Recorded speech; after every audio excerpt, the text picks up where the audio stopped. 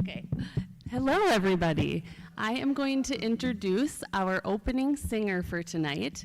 Eliana Koshanina is going to be a sophomore at New York Mills High School next year, and she will be singing the Star Spangled Banner for us tonight. So if everybody could please rise and give Eliana a nice warm welcome.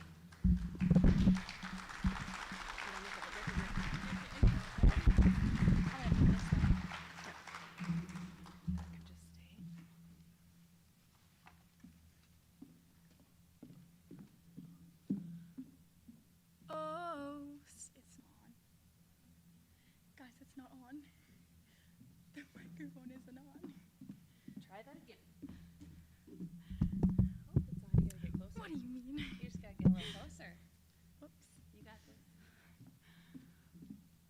Oh, say, can you see by the dawn's early light what so proudly we hail at the twilight's last gleaming, whose broad stripes and bright stars through the perilous fight o'er the ramparts we watched were so gallantly streaming, and the rocket's red glare, the bombs bursting in air, gave proof through the night that our flag was still there. Oh, say does that star-spangled banner yet wave o'er the land of the free and the home of the brave?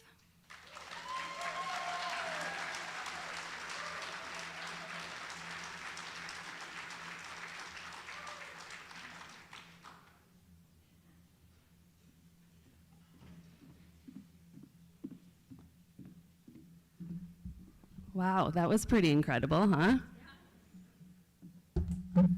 So singing is definitely not one of my talents, so I'm very appreciative of those who can. That was beautiful. Thanks, Eliana. So, good evening, everybody, and welcome to the 33rd Annual Great American Think-Off. My name is Betsy Roeder, and I'm the Executive Director of the New York Mills Regional Cultural Center. The Cultural Center is a multidisciplinary arts organization located right here on Main Avenue in New York Mills since 1992.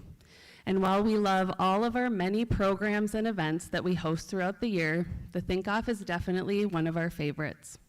For 33 years now, people from all walks of life have gathered in New York Mills on the second Saturday in June around a single question and engaged in one of the things our society seems to struggle with most these days: respectful disagreement.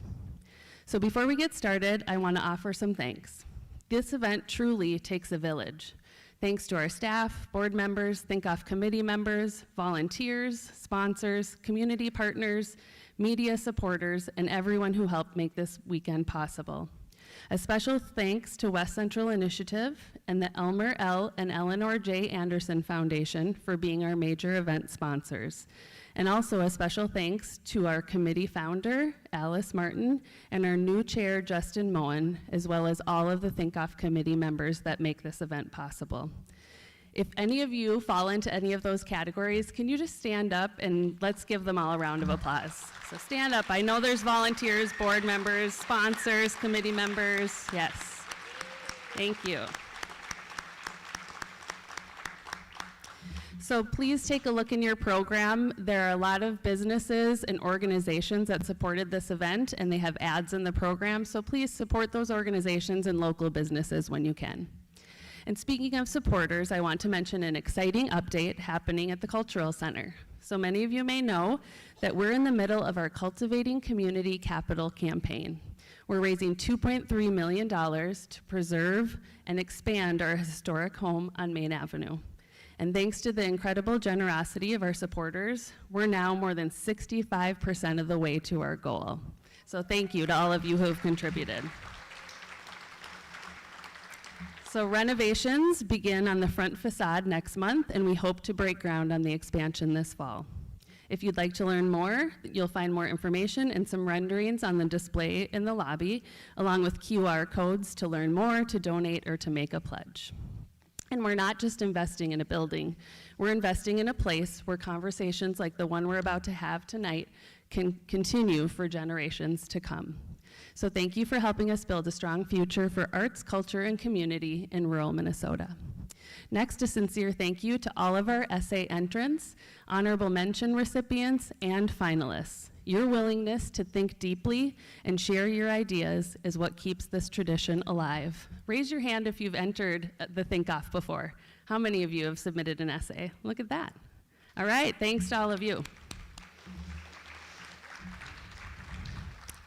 And thanks to the rest of you for being here tonight. So whether you've been attending for decades or this is your first Think Off, we're so glad you're here. I'd also like to welcome those joining us online. It's always fun to see how this little event in rural Minnesota reach people far beyond this community. I've even heard there are a few Think Off watch parties happening tonight, including one at the Peace Center in Bemidji. So wherever you're joining us from, welcome. And if you're able to make a donation online to support our work, we invite you to do so. Before we go any further, I'd like to recognize one of our finalists, Julie Iverson, who is celebrating her 70th birthday today. Yeah, Julie! So I suppose there are lots of ways to celebrate turning 70, but debating philosophy in front of a live audience has to be one of the most memorable options. So thank you for joining me in wishing Julie a happy birthday. I also want to give a special welcome and thank you to photographer and storyteller John Moltner, who you may have seen in the lobby and whose beautiful portraits you saw on the slideshow as you were waiting for us to begin tonight. He's with us this weekend as part of his A Piece of My Mind project, and that's like a piece, not like a piece. So many of you may remember John's Belonging project that he collaborated with us here a few years ago. He's back this year exploring tonight's Think Off question as part of a larger storytelling project celebrating America's 250th anniversary. So during intermission, I encourage you to stop by and talk to John, share your thoughts, and become part of the project.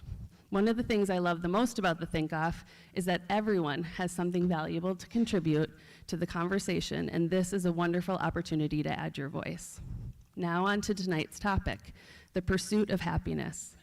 Those words come from the Declaration of Independence, adopted nearly 250 years ago.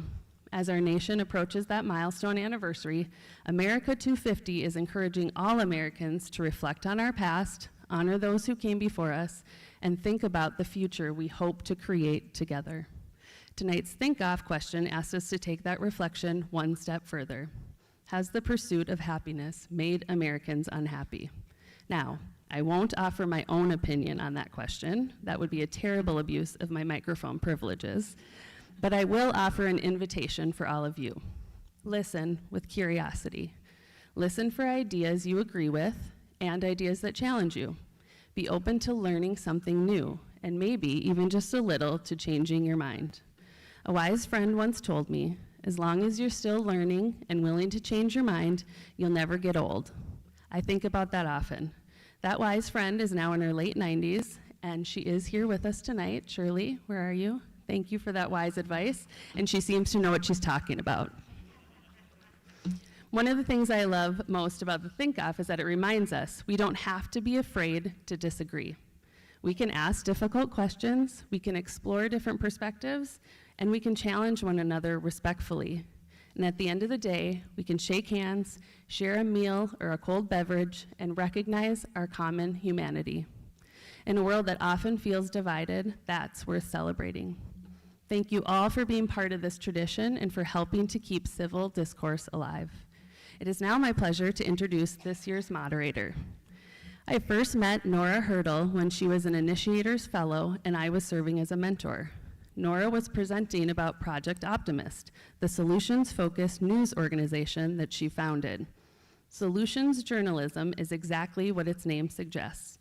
journalism that explores solutions to problems. The idea immediately resonated with me, and anyone who knows me knows that I have limited patience for complaints without a willingness to help solve the problem. So I was hooked from the start, and I've been following Nora's work ever since. We've talked often about collaborating someday, and this year, it's happening. As Nora has been exploring ways to commemorate America's 250th anniversary, this year's Think Off question provided the perfect opportunity to begin that conversation. We're thrilled that she's here with us tonight. Please join me in welcoming our 2026 Great American Think Off moderator, Nora Hurdle.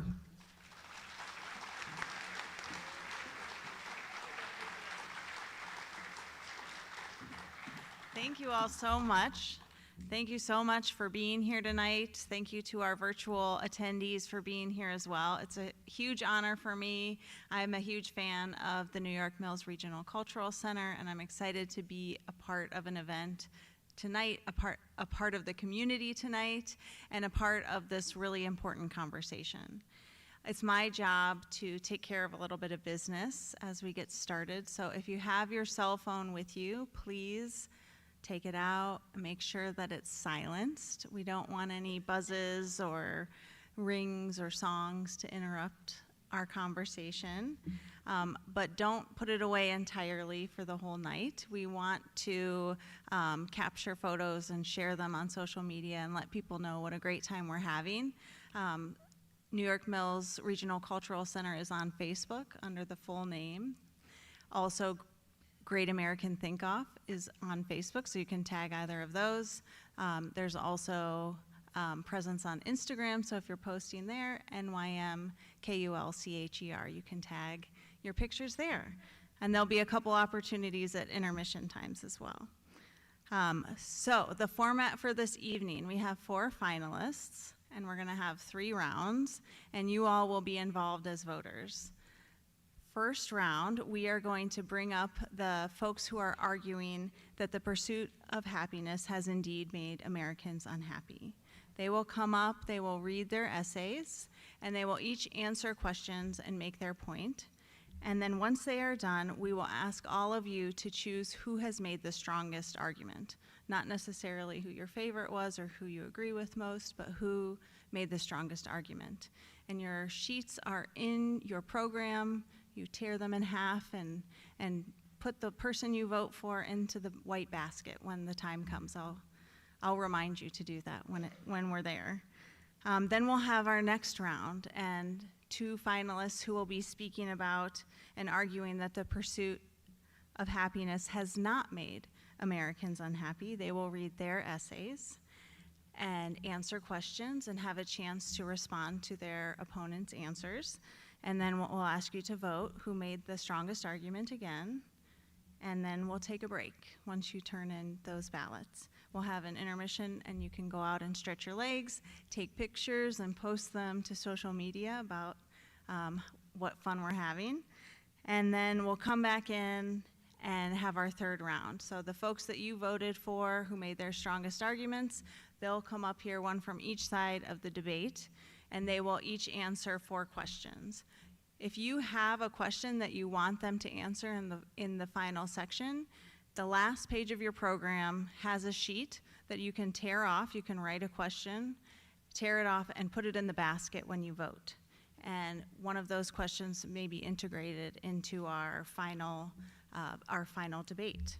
So that's round 3, and we'll ask you to choose which side has won, that the pursuit of happiness has made Americans unhappy or it has not. You will tear your sheet, drop your answer in the basket, and we'll vote while we're all still here in the room, and then give an award ceremony at the very end. So you all will be choosing America's Greatest Thinker for 2026. All right, so that's our business and now we are gonna get started with round 1. So I'm gonna invite Thaddeus McCammett and Julie Iverson to come join me on the stage. Yes, thank you.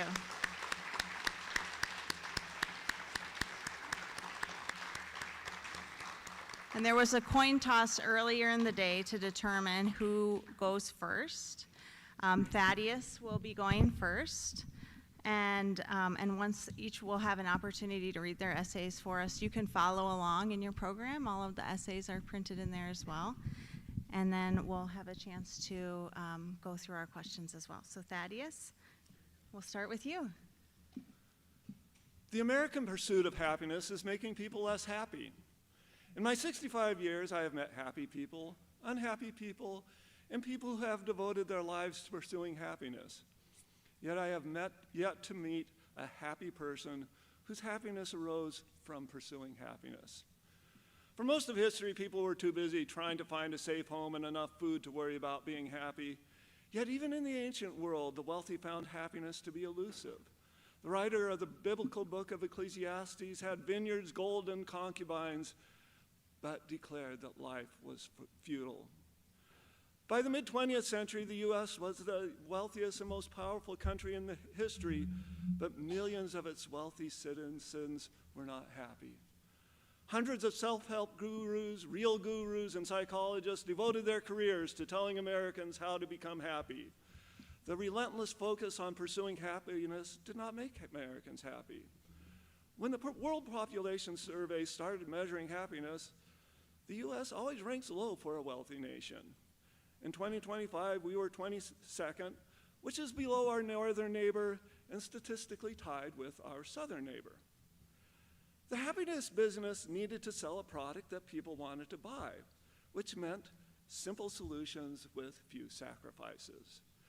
Timothy Leary summed up most of the advice in 1967 by telling people to tune in, turn on, and drop out.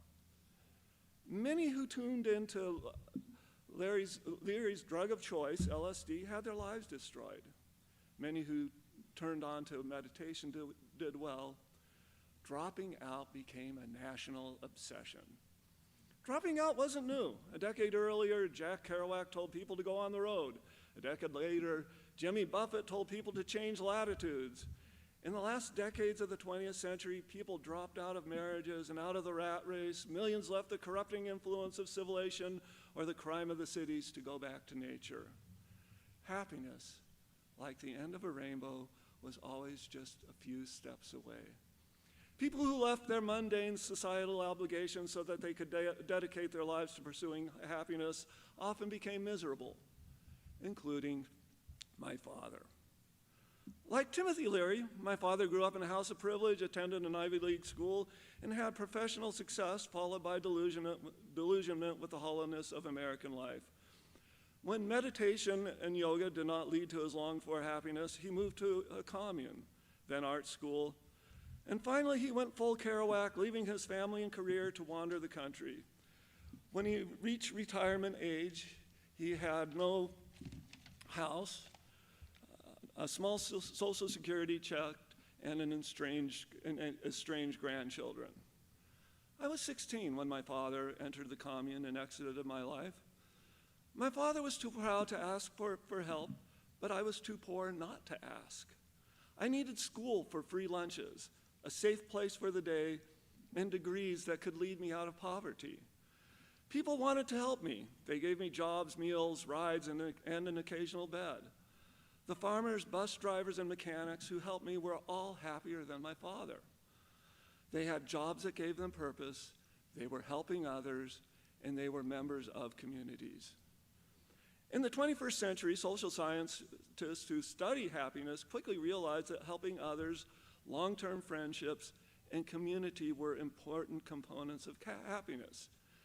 Being a part of a community requires compromise and subverting your will towards the good of the group. Many of the people who pursued happiness wanted freedom and a carefree lifestyle instead of sitting in a school board meeting. When I was 38, I lost a job teaching college. I had been unhappy for months, and when my dismissal became official, my first goal was try to be happy, knowing that being hired was impossible in my unhappy state. I started slowly by smiling in front of a class. I connected with friends and found support in the community. 6 months later, I landed a job as an agriculture teacher and a consultant, helping people similar to those who helped me 2 decades early, and most of those people were happy. Happiness is much easier to achieve when surrounded by happy people. Anyone can surround themselves with happy people. They volunteer at soup kitchens, visit prisons, and take care of the sick at hospitals. They stock shelves at thrift stores and plant flowers for community gardens. They are not pursuing happiness. They find happiness in their pursuits. Thank you, Thaddeus.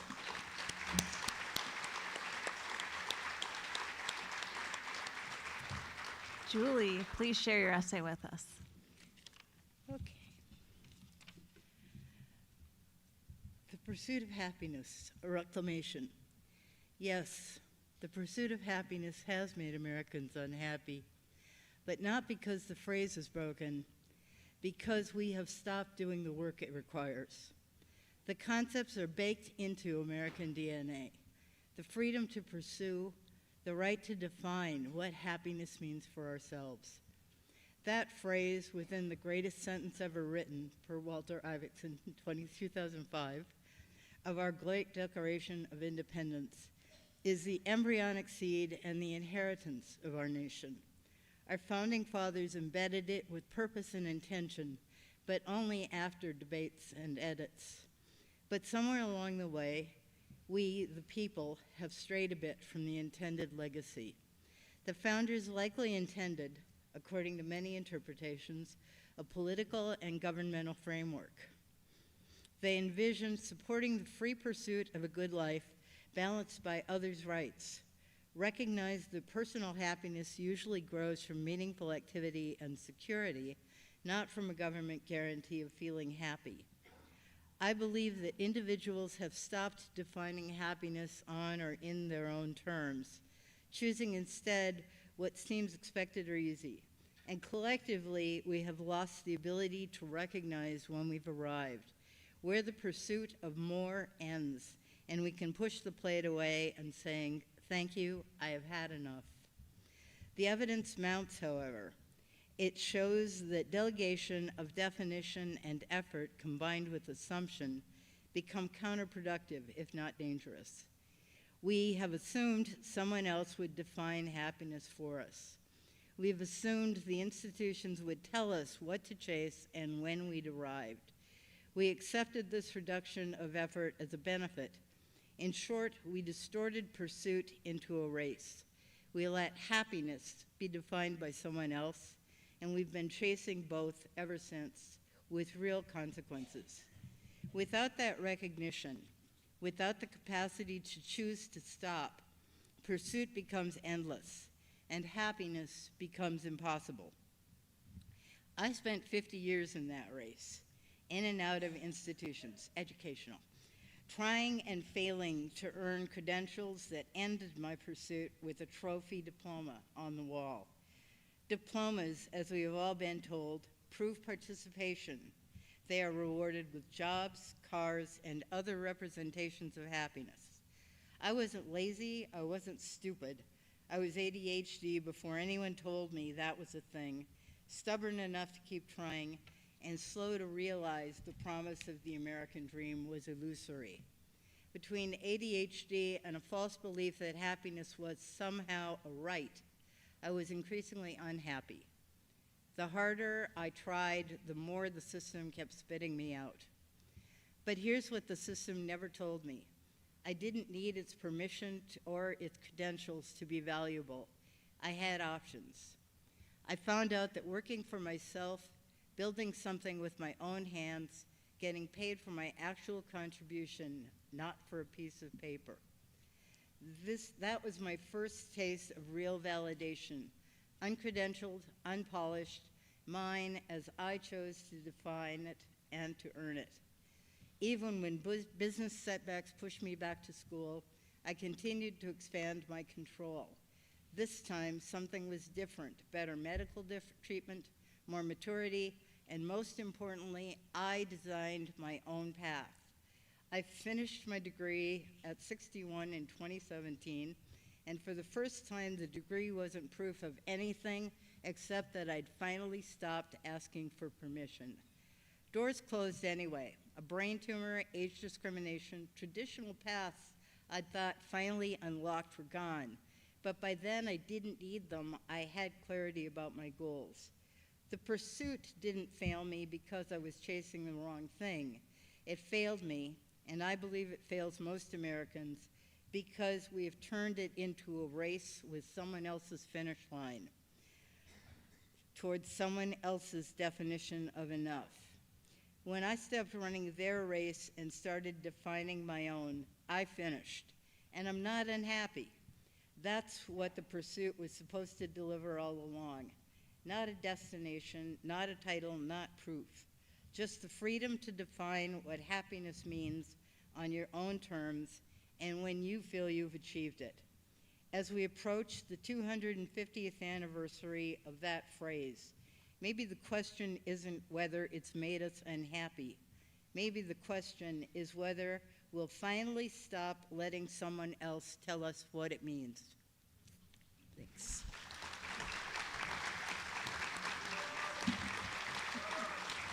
Thank you, Julie. Thank you to both of you for sharing that. It's special to hear you read them in your own words, in your own voices. And because Thaddeus won the coin toss earlier, we're going to start with him. You have 2 minutes to answer each question, both of you, and each will have an opportunity to reply to the other's question for a minute. We have a timekeeper up front. And if you need me to repeat any questions, I'm happy to do so. Okay, Thaddeus. In your essay, you describe self-help culture as, quote, selling simple solutions with few sacrifices. Do you think the rise of the happiness industry developed in response to a pervasive unhappiness problem, or did it create the problem? Okay. I think it rised in response to an unhappiness problem. And that's what you see in the 60s is a lot of people, and that was, people were confused because the United States was the richest, most powerful country in the world, even in history, but a lot of people were miserable. And so they started out trying to find out ways that they could be happy. And unfortunately, when you go back to the 60s and 70s, we didn't have a lot of people saying, you need to make sacrifices, you need to read more, you need to exercise more. A lot of it was go with what go with your gut, I'm sorry, you go with your gut, but without the strong sacrifices. And that really goes against me because I'm a competitive runner. I was a competitive runner. And I know that you cannot have a happy conclusion as a competitive runner without a lot of sacrifice, without a lot of sweat. And I really saw that. I've even done some reading going back to the 1970s to find out what people were actually thinking at that time. And there was a lot of, well, you just need to follow your heart. Rather than, and by the way, nobody in the 70s said, what you really need to do is join the school board. You need to join the board of your church. I never saw any of those things, which some of you are school board members, and I'm assuming that a lot of you felt it was fairly rewarding. And that's why I think it came from a general disgruntled population. Yes. Thank you. Julie, you have a minute to reply. Could you repeat the question for me, please? Sure. In his essay, Thaddeus described self-help culture as selling simple solutions with few sacrifices. Yes. Do you think the rise of the happiness industry developed in response to a pervasive unhappiness problem, or did it create the problem? Both and, unfortunately. I think that there probably has always been and will always be an unhappiness problem if you consider that there always are unhappy people in the world. On the other hand, there is, we get to choose and create so much of our existence, whether that's as individuals or as a society. I think in terms of we watch commercials all the time, and what are the values those commercials are selling us? What do they tell us we need to be happy or unhappy, or what makes us unhappy? There is an industry. I think it has a lot to do with controlling society and economics and stuff. And I believe that we can all push back against it, that it's a critical issue. Thank you. Okay, Julie, this question is for you now. You say Americans became unhappy because they let other people define happiness for them. Why do you think so many people are willing to follow someone else's idea of success instead of their own? I don't think they're willing to follow it. I think a lot of people don't recognize choice. I think we are in a morass at the moment of people generally feeling unempowered, deliberately unempowered. And I think we need to support one another, to talk to one another in forums like this one. I think rather than argue points, we need to engage with one another. Why do you think that? What are you afraid of? What are you angry about? And how do we address that as a single person? And if we recognize that and begin to feel power in it, then I hope we can make changes. And we all have chances at greater happiness and just making a better world, leaving a better world. Mentioned I'm 70 today. I'm on my way out, but there's a young person sitting in the front row here. I hope does a whole lot better, and that I'm able to correct my mistakes and leave something good for he and his peers, he or she and his peers. Thank you, Julie. Thaddeus, you have a minute to reply as well. Okay. I really like this question because I did some studying. I did some research on the group that my father joined in the late 1970s, and I was really shocked because I thought a lot of the things that this guy was promoting were really crazy. I can go into. I'm not going to go into detail, but rebirthing, all of these weird things, and I wondered how my father fell for this. I don't have an answer to that. I can't answer him. He's not around anymore. But the main thing is when people are really unhappy, they become desperate for a solution. Thank you. All right, we have another question for you, Thaddeus. You end your essay with examples of happy people serving others. Is it your conclusion that service is the only road to happiness? No, what I did in my research is I came up with 12 components of happiness. 5 would be the essentials: food, housing, safety, health, and transportation. And then I have 7 others that are components. And everybody's going to have a different component that they're going to want to follow. For example, some people like the arts. That is their way to the happiness. Other people are really interested in security. They want financial security to be happy. But one of the biggest things that people want in order to be happy is a purpose. What am I here for? What is my purpose in this country? What is my purpose in my family? And along with the purpose is the goal. And then with all of this, what we need in order to become happy is a community. And so with me, if somebody wants to be happy with altruism, volunteering, all of that, that's great. If they want to play the piano, that's their thing. That's wonderful. Another component, of course, is autonomy. Some people are going to be happy. They need a little bit of autonomy. Can I choose where I'm going to live, where I'm going to spend my Saturday night? Those are all things that will all make people happy, and everybody in this room is going to find something different in the different components of happiness that are going to make them either more happy or less happy. Thank you. Julie, you have a minute to answer the question as well. I can't think of any argument or rebuttal to what Thaddeus said. What I would add is that I think it dovetails very nicely with something that's very important to me, and that's the concept of enoughness.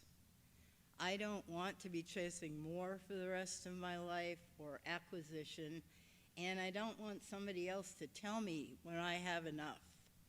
I think it's a great threat to our liberty that self-determination is at risk in a lot of ways.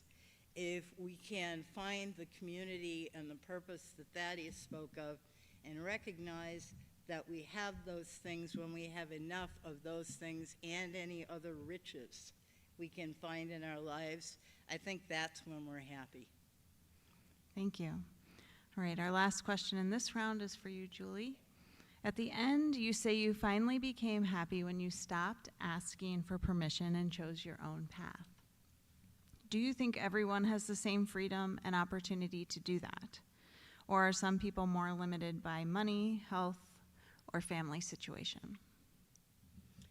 Motivated by, was that the end of the, are some people motivated by More that? limited by. More limited, thank you. Mhm. Wanted to be sure I heard that correctly.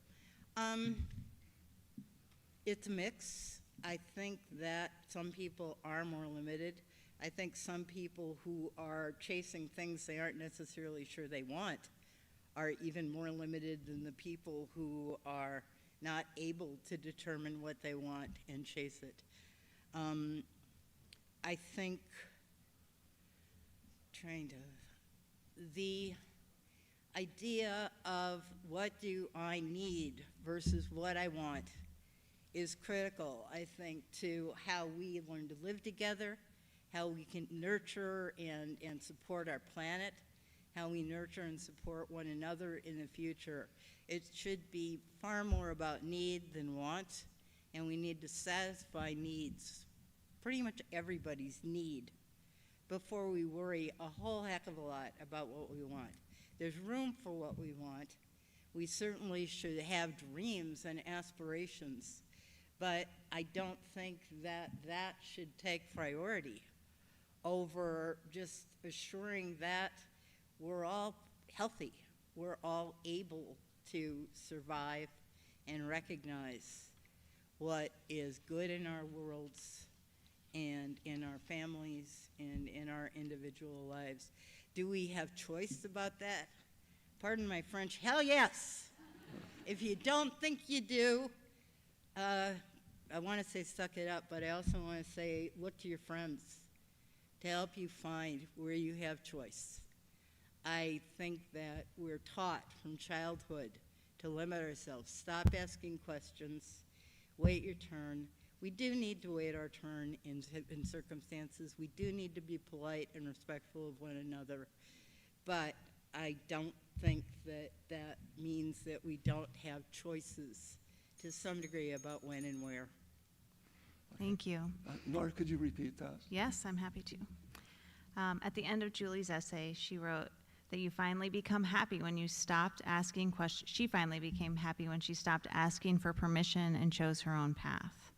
Do you think everyone has the same freedom and opportunity to do that? Or are some people more limited by money, health, or family situations? I think a lot of people, and that's one of the big issues with happiness, is it's very different if you are upper middle class, or if you're lower class. And a lot of times if you're upper middle class, you have more choices. You have enough money, you have enough to eat, you have good transportation. But and I've been in both places, by the way. I've been in a place where I didn't have transportation, I barely even had housing, and I was hungry. And so I really didn't have that many choices. My big issue at that point was to get out of my situation. And it took a while for me to get out of that situation and actually to become happy for the first time, which was about 6 years after I graduated from high school. Okay. Thank you. All right, we're done with all our questions for this round, and each presenter has an opportunity to make a closing statement. And Thaddeus, as the winner of the coin flip for this round, we will start with you. Well, being happy is a really great thing. because it brings societal health and it brings health. health. But instead of pursuing happiness, we should make room in our lives for happiness, to be open to different opportunities. So if a friend asks you to volunteer at a soup kitchen on Thanksgiving, yeah, you might try that. And the big thing too is, some of us have been poor at times, but you can still lead a productive life and be happy. Thank you. Julie. Boy, where to close? It's definition, okay? It's to my mind all about definition. Who is defining and what is the definition of happiness? I think that the more each of us can find strength and belief in ourselves and find respect and compassion for others, also expecting you're going to receive that. That is how we are able to change the structure of a world that seems to be rapidly going downhill. And we are about to be 250. I want to see this country make 500. Right now, I'm not that positive about it if we don't make some pretty serious changes. And I think we can only do that through, one, dedicating ourselves to happiness in a way that's meaningful for the nation and for each of us here in this audience. Hello, YouTube. Whatever. And believe in yourselves, folks. Believe that whatever happens, you are somewhere in the world, there is love and support for you. I'm pretty good at dishing it out to darn near everybody, so, but look for it. Expect it. Believe that it is yours. And I'm not a huge manifester, but I'm not two-third age, really. I'm me. But believe that you can have these things in your life, and you can certainly have what you need if you believe and if you act according to that belief in yourself and in others. Thank you, Julie. Thank you, Thaddeus. Thank you so much for putting your stories out there. And now it's time to vote. So choose the ballot for round one. You have photos. There's the photos for each of the finalists on the ballot. Tear it in half and hand out the one that you choose as having the strongest arguments. That's what you're looking for, the strongest arguments. You also have an opportunity now to turn in questions for the final round. I think there might be pencils somewhere. If you have a pencil, share with your neighbor. And you can write your questions on the last sheet in your program and tear it off and turn it in with your ballot. Oh, and try to keep them flat, right? This isn't a raffle where you want to crumple up your name so that it gets pulled out. Everybody gets one vote, so try to keep it flat. It makes it a little faster when they're counting.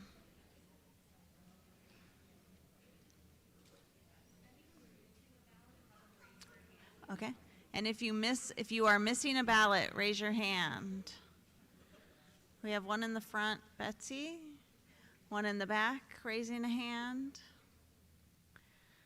Yes, we want everyone to get their vote in. Everyone counts. Brainstorm your questions.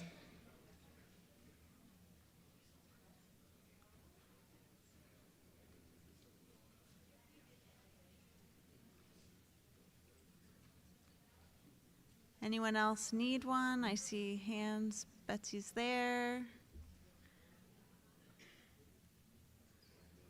Right.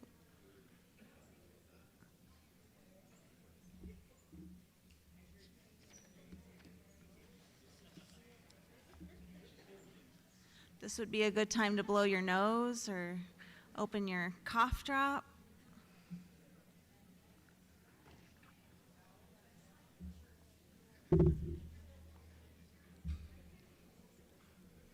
And thank you to all the folks collecting and counting.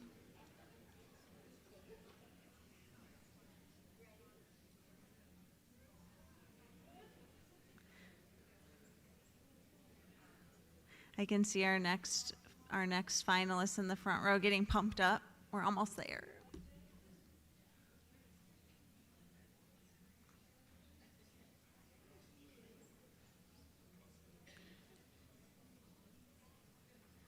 All right. Anyone have theirs that they haven't turned in? Wave your hands. We're just about there. All right.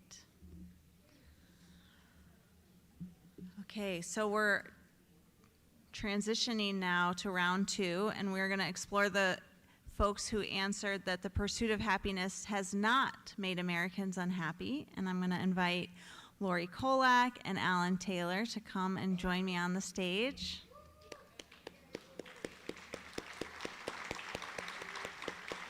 Everyone's bios are in the program as well, so you can get background on all 4 finalists. You can follow along with their essays in the program as well.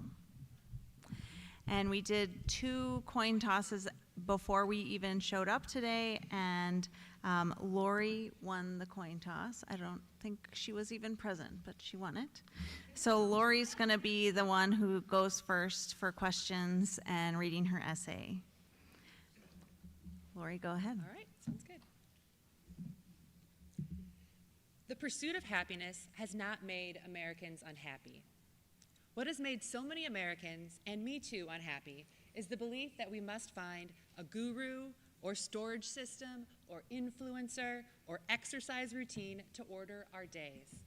We must fit our lives to an existing framework and do it on a schedule.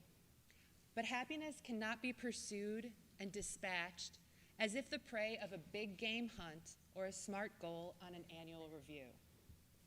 The pursuit of happiness is an excavation of meaning, a reckoning with circumstance and personal character. Happiness arises out of the mess of our zigzag lives.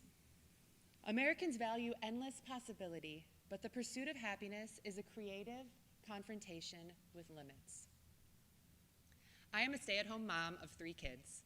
When my children were very young, every new milestone fomented a crisis of confidence in me. How should I handle this unfamiliar moment? I read pediatrician handouts. I asked my parents. I quizzed other parent friends. I read parenting manuals. Underlying my research project was the belief that challenges were problems and problems had solutions.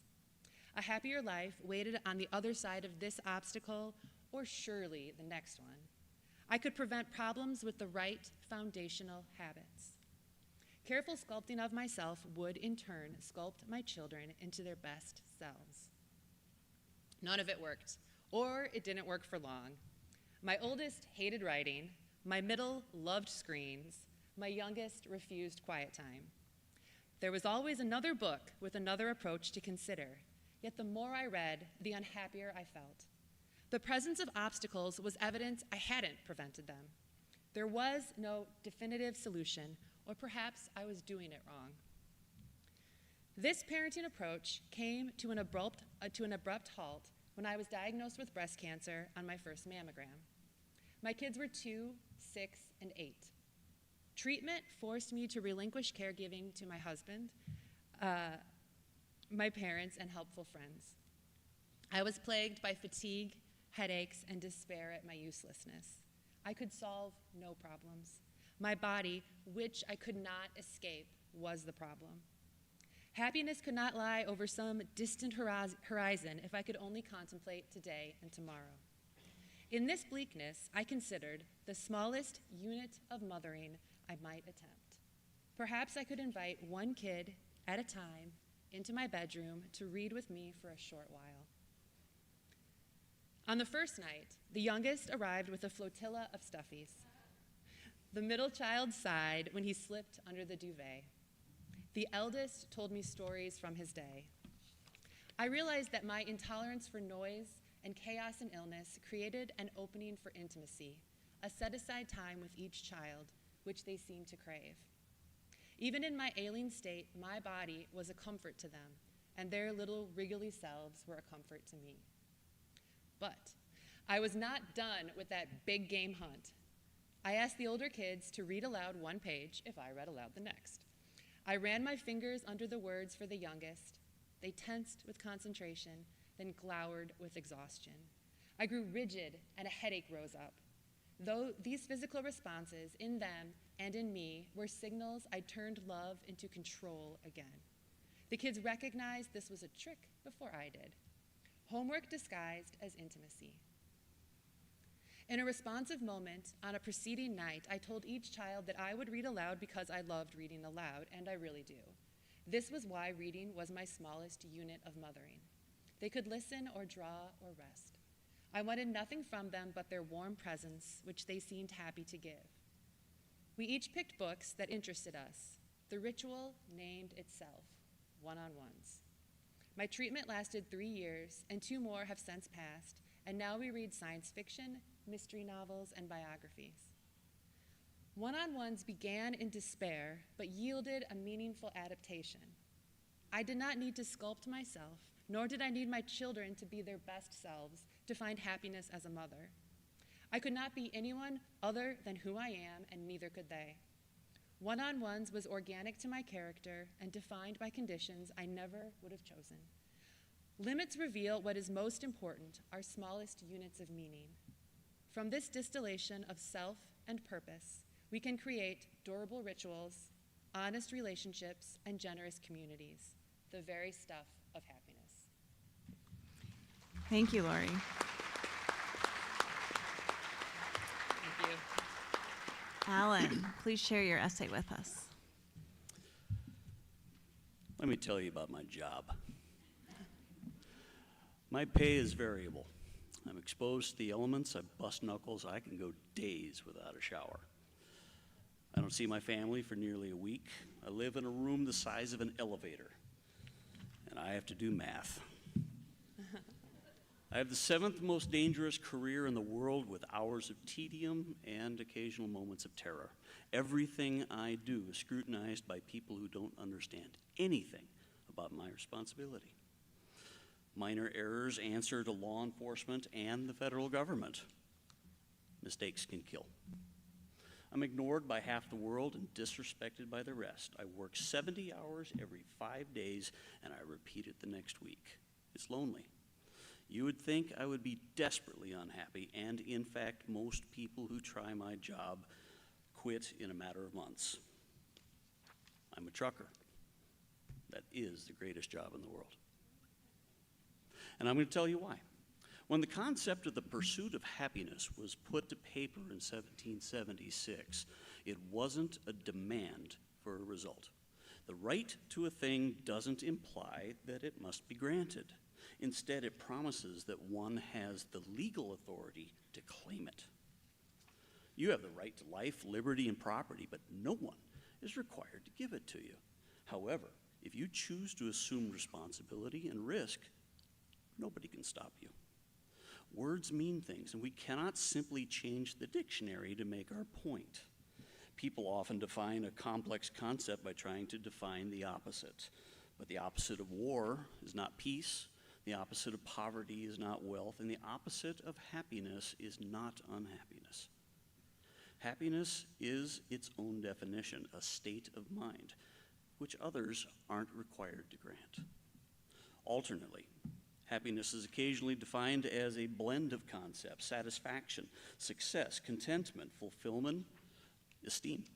But those concepts require a whole new set of variable definitions. If you want to have fun at a cocktail party filled with psychologists, throw Maslow's concept of self-actualization into a room and watch it explode. Even when discussing the pinnacle of human existence, we only define happiness by what it means to us. Paradoxically, we live in a world that measures happiness by defining what it isn't. I'm tired and unhappy. I've got a dead-end career. I'm unhappy. My bank account is empty. I'm unhappy. I'm lonely. I've got no control. I'm envious. I'm humiliated. The Vikings. Transactional happiness is dependent on other situations or people and can only exist if others perform roles or create situations that you assign. Facebook warriors might disagree, But I hold that requiring others to fulfill any role is a violation of all the freedoms that we enjoy. Transactional happiness fundamentally can't exist. Comparative happiness is the other dilemma. Social media has much to answer for, but it's not solely to blame. Since the beginning of human existence, our lives have been given value via comparison. Grog have 2 mammoth foot, me have 1, poor me. The value of happiness has been preposterously broken. Human life has never been objectively better, and if you believe news media, subjectively worse. Consider the quality of life for any period versus 100 years before. In 1920, few people had showers and flush toilets on demand, which this trucker will tell you is criminally underappreciated. I hold that the best definition of happiness is the quality of life minus your envy. But happiness cannot be awarded. Wealth, fame, status do not bestow happiness. It is not a birthright. Show me a trust fund baby, and I'll show you someone likely bored, disconnected, and without purpose. Money can't buy happiness, even if a hedonist can tell you it can rent you some for a little while. I've been homeless and unemployed. Today I'm not. It took effort towards something meaningful, embracing success and failure, yielding a deeper satisfaction. Choosing self-improvement matters. Today, every arduous day behind the wheel makes the totality of my life objectively better. I actively pursue my happiness. That happiness is a retirement in a modest, off-grid home that I'm creating in the Colorado Rockies, overlooking a mountain-rimmed valley filled with elk and wild horses, no boss, no alarm clock, no responsibility to anyone other than my family and myself. Days of sweat and exhaustion always end with me snuggled in my bunk and oddly satisfied that my dream is closer and the legacy for my children is established. I choose the pursuit of happiness, for it creates the very foundation of my happiness. Thank you.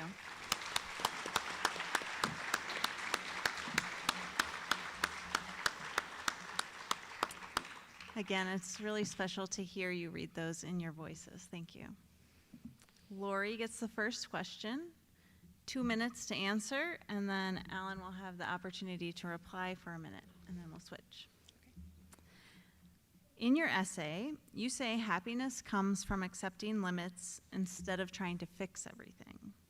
But how can people know when they should accept a problem and when they should try harder to change it? And I can reread any of the questions for you. Yeah, will you do it one more time, Yeah. please? In your essay, you say happiness comes from accepting limits instead of trying to fix everything. But how can people know when they should accept a problem and when they should try harder to change it? Yeah, I think that's a good question. And I don't know that often when you're in the middle of something, if you do know the difference. So I would say that any pursuit of happiness involves experimentation. So you push against the walls to see which ones can move, to see where there might be a hollow part. I think you find out by pushing. You find out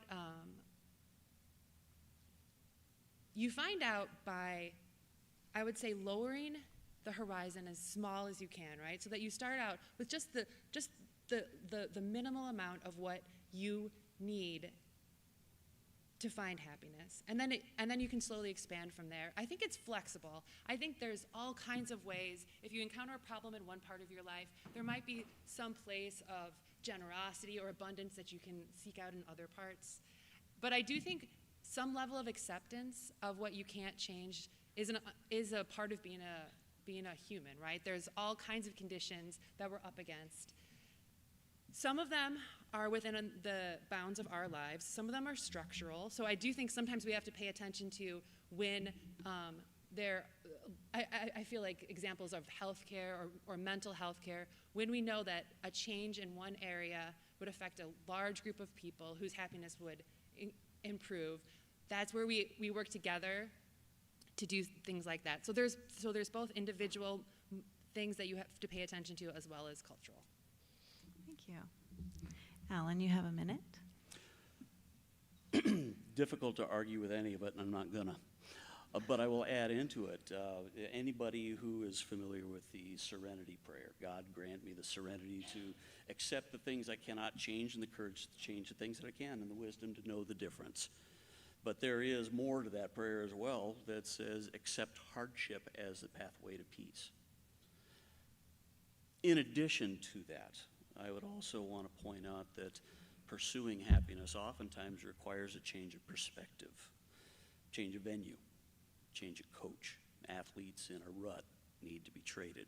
And sometimes you have to look at 4 different walls for a while, a different job, a different situation, simply to be able to reset your button and be able to pursue that happiness again that you may have lost sight of. Thank you.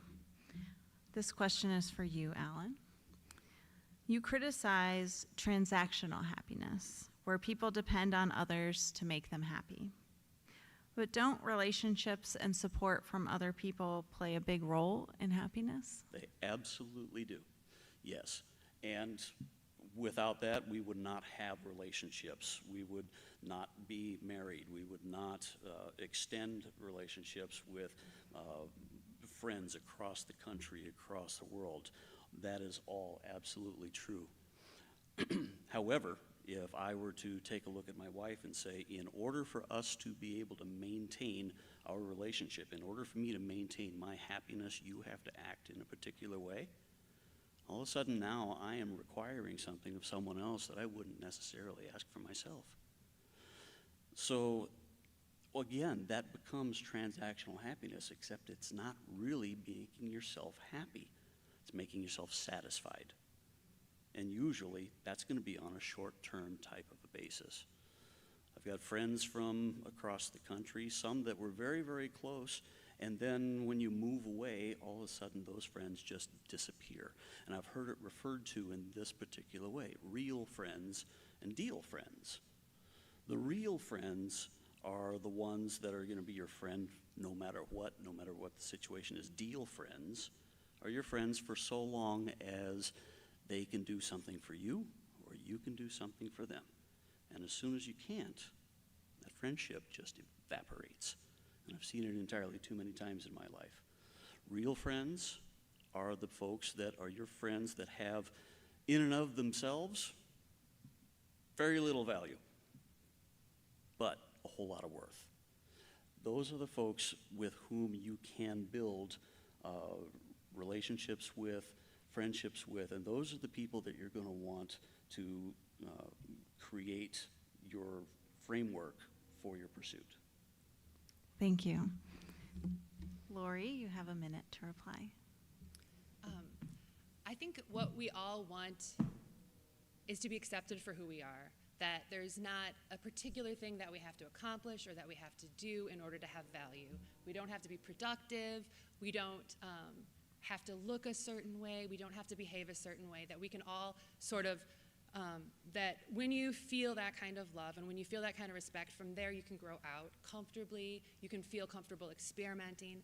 And so I think that love, that acceptance is the place where there's a mutuality that isn't transactional, but it's still within the context of a relationship. Thank you. All right, this next question's for you, Lori. You described feeling useless when you were unable to help others and found happiness when you found small personal ways to contribute to parenting. If you found yourself paralyzed and unable to help, would you still be able to find happiness? You sometimes hear that happiness has a set point. And one of the examples that's often given within that, this idea of set point, is that people who win the lottery a year later are about as happy as they were to begin with. Or people who were paralyzed about a year later are about as happy as they were to begin with. And so I think the argument there is that the context, it matters, right? Like we know like facing paralysis would be an awful thing to process, but when we think about it in the abstract, it's very difficult to think about. But when you're in a moment where you have to face something that you wish weren't true, but it is true nonetheless, then I think you just keep adapting. And I believe that if I was in that moment, I would try to find the next way to do so. And so, I would also try to focus as much as I could on this idea that humans aren't valuable because of what we contribute. We're valuable inherently. Thank you. Alan, you have a minute to reply as well. There is a link between gratitude and happiness, and focusing on what you are thankful for edges you towards a pursuit of happiness full time. Sometimes happiness, that first step towards happiness means being able to successfully get out of bed. And the next day, it's to be able to go and take care of yourself in the bathroom. And the next day, it's to feed yourself. There's no recipe for happiness.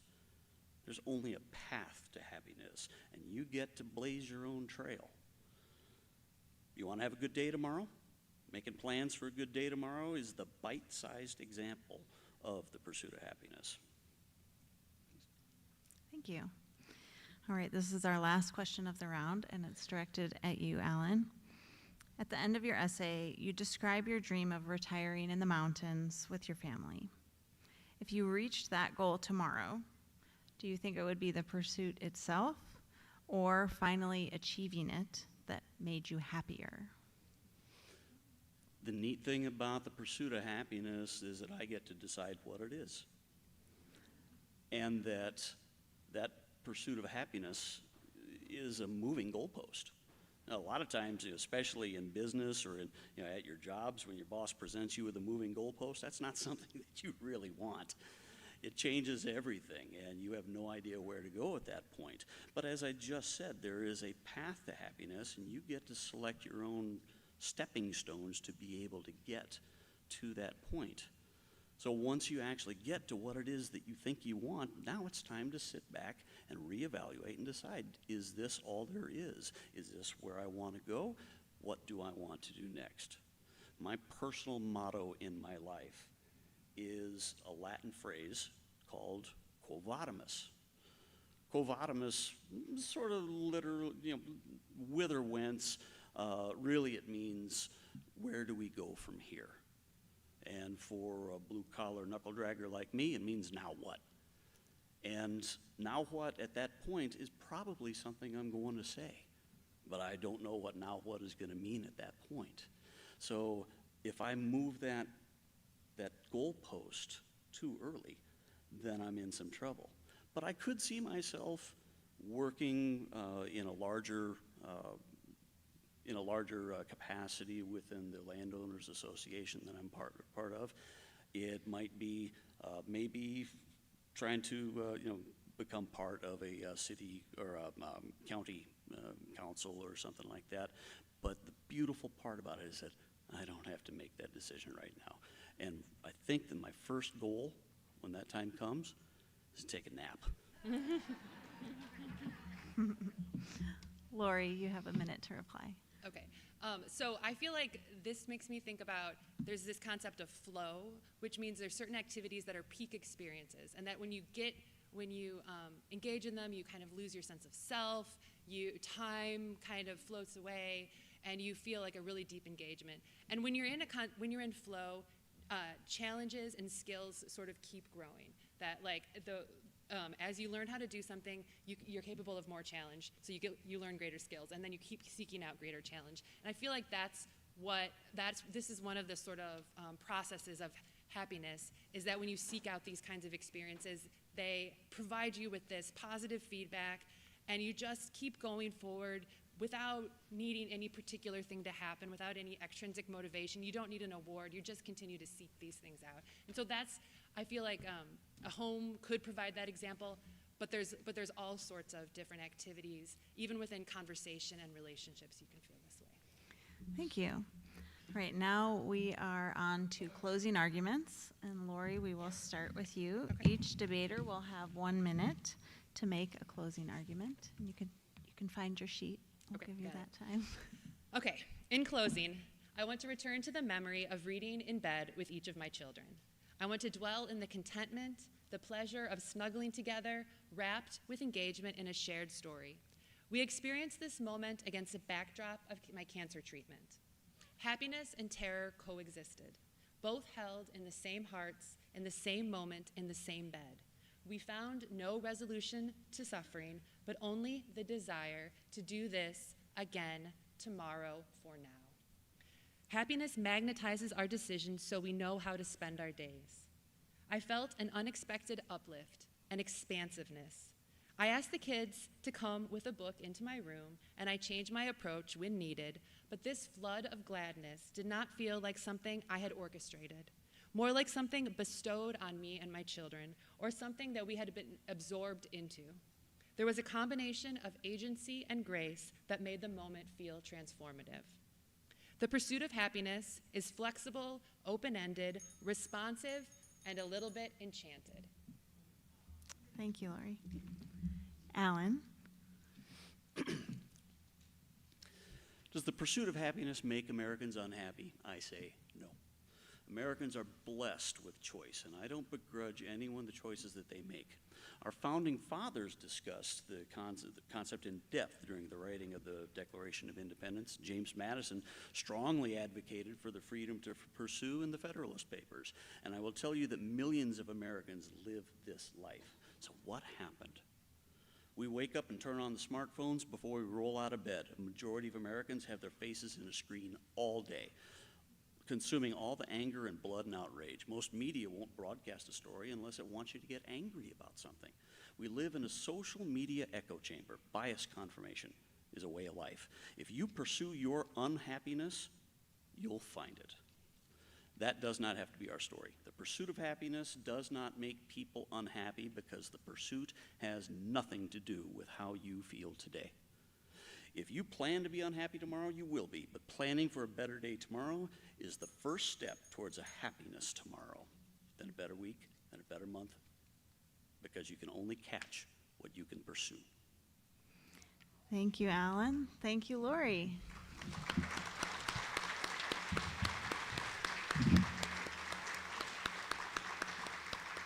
All right, it's time to vote before you are allowed to leave for intermission. It's time to vote for this round. So pull the ballot out of your program. This is for round 2. You should have a picture of each of the finalists.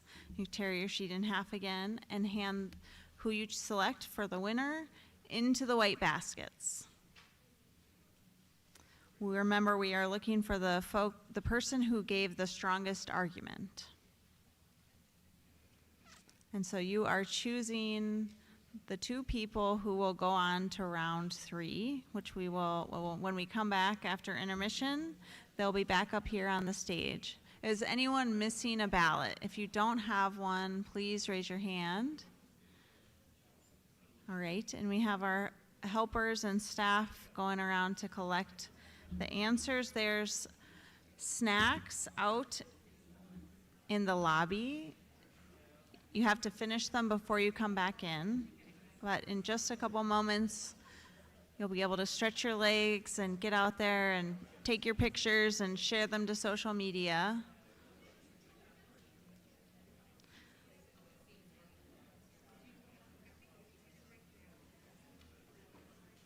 It's really a pleasure to listen to people who have thought so much about happiness.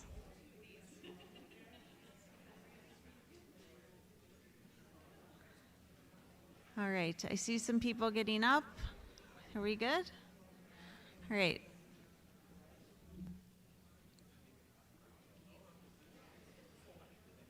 Looks like those who are missing a ballot have a ballot.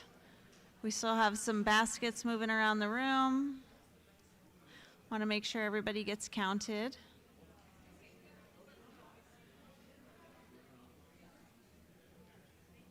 And then we'll see you back after intermission for round 3. Thank you all so much.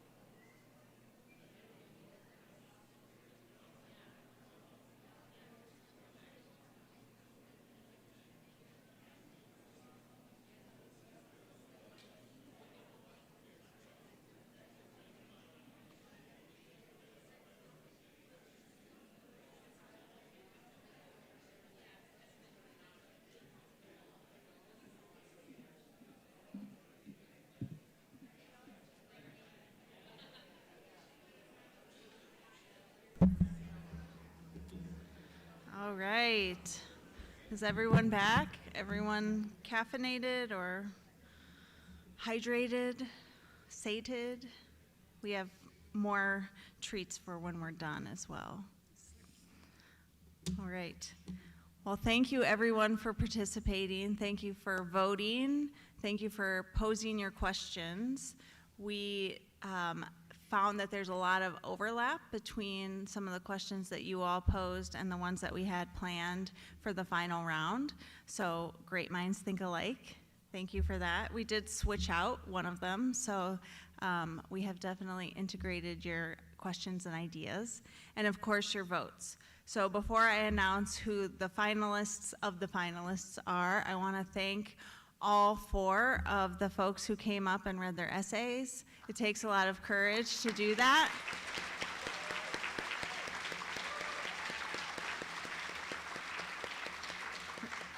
All the work ahead of time and the courage to answer questions that you didn't know what they were ahead of time, the improvisational part of it. So I'm pleased to invite our 2 finalists of the finalists for the round 3 of our Think Off. Julie Iverson for the yes. You can come on up. And Alan Taylor for the no.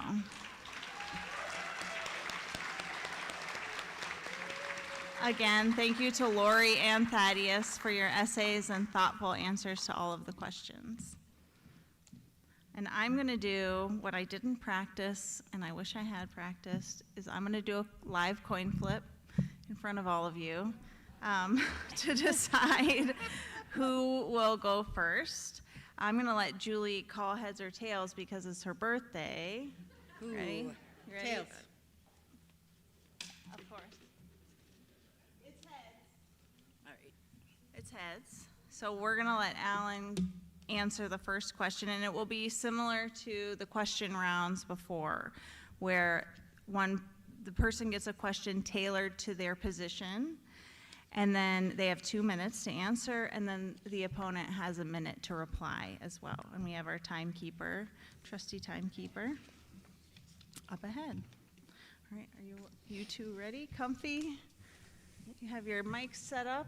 We're all Yes. good? Okay. All right, Alan. What role do you think social media plays in Americans' happiness?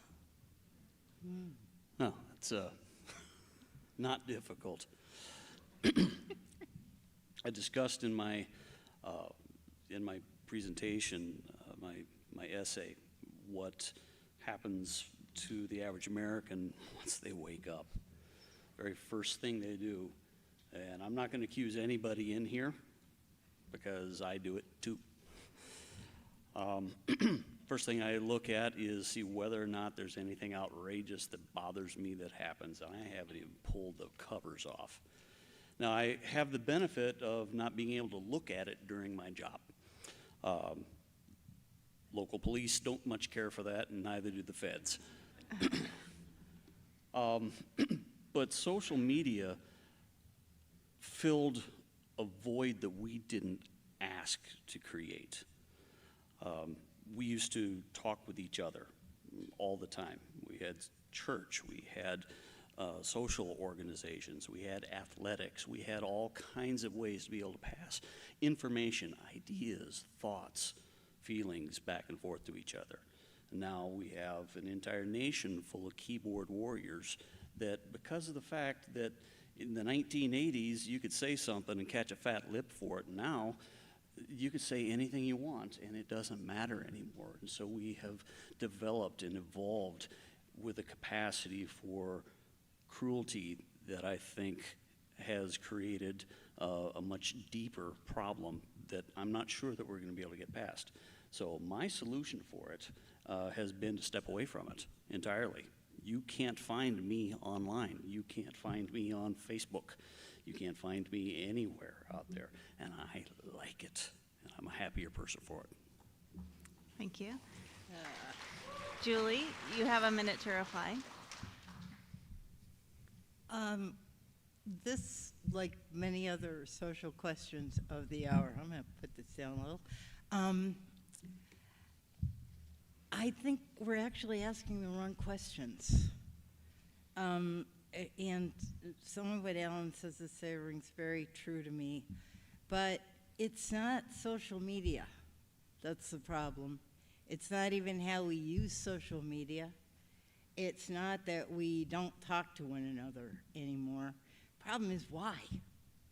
But nobody's asking that. Nobody's talking about why do we have these problems. It's, I think, a lost skill. Problem definition, problem identification are basic tenets of learning to live together that we need to get back to.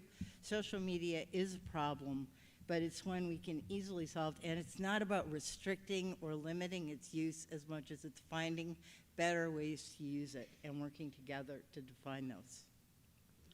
Thank you, Julie. All right, the next question is directed at Julie, and I realize I didn't remind everybody what their original position is. Julie is here representing that the pursuit of happiness has made Americans unhappy, and Alan's position is that the pursuit of happiness has not made Americans unhappy. Just a reminder there. Okay, Julie, here's your first question.